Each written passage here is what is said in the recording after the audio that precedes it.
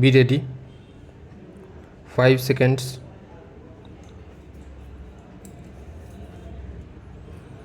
Start.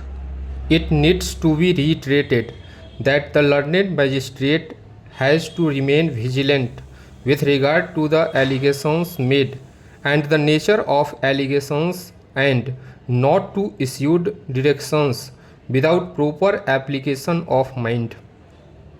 He has also to bear in mind that sending the matter would be conducive to justice, and then he may pass the requisite order. The present is a case where the accused persons are serving in high positions in the bank. We are absolutely conscious that the position does not matter, for nobody is above law, but the learned magistrate should take note of the allegations in entirety, the date of incident, and whether any cognizable case is remotely made out. It is also to be noted that when a borrower of the financial institution covered under the SARFAESI Act invokes the jurisdiction under section 156 within bracket 3 CRPC, and also there is a separate procedure under the Recovery of Debts Due to Banks and Financial Institutions Act 1993, an attitude of more care, caution, and circumspection has to be adhered to. Issuing a direction stating as per the application to lodge an FIR creates a very unhealthy situation in the society and also reflects the erroneous approach of the learned magistrate.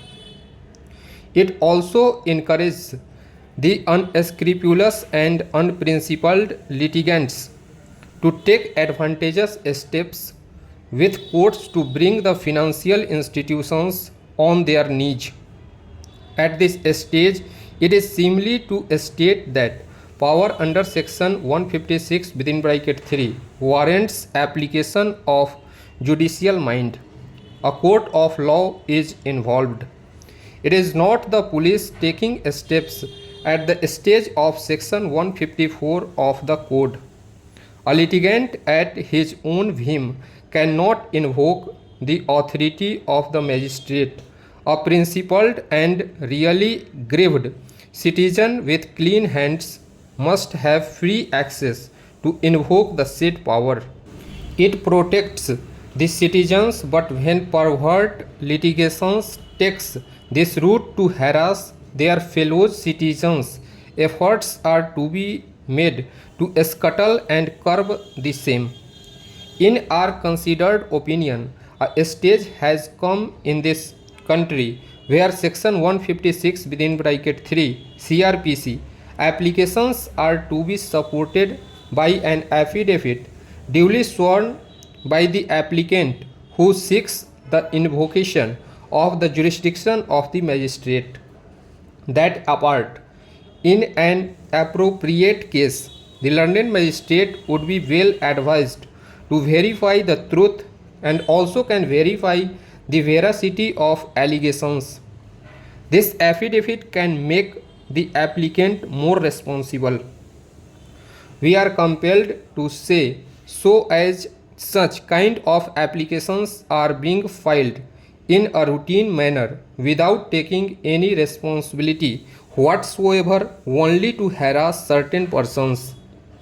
That apart, it becomes more disturbing and alarming when one tries to pick up people who are passing orders under a statutory provision which can be challenged under the framework of said act or under Article 226 of the Constitution of India.